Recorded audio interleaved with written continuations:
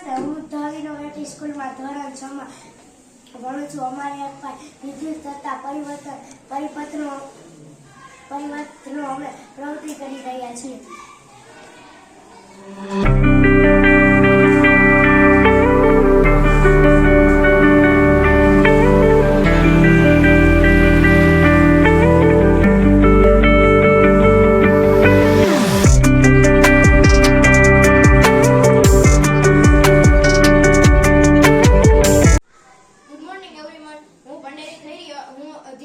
સ્કૂલમાં અભ્યાસ કરું છું. અમે વિજ્ઞાનનો ટોપિક લીધો છે. એમાં હું પાઠ 9 માં વિદ્યુત તથા પરિપથનું આજે તમને કહેવાનો છું.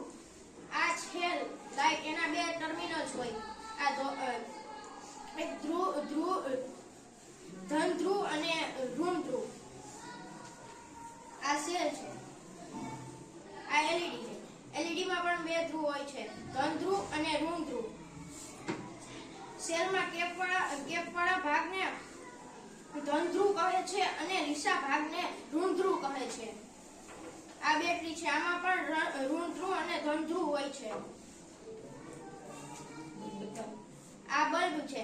બલ્બમાં પણ અહીંયા ઋણ ધ્રુવ અને ધન ધ્રુવ હોય છે. બલ્બમાં ફિલામેન્ટ રહેલો હોય છે, જેનાથી બલ્બ પ્રકાશિત થાય છે.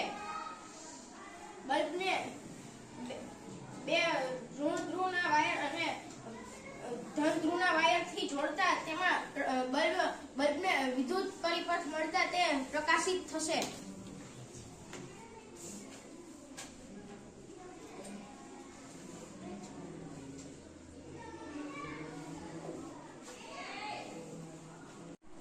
આ એલઈડી છે. આમાં બે વાયર રહેલા હોય છે અને આપણે બેટરી સાથે જોડીશું. એમાં બે ધન ધ્રુવ અને ઋણ ધ્રુવ આવેલા હોય છે. એને જોડીશું તો એ પ્રકાશિત થશે.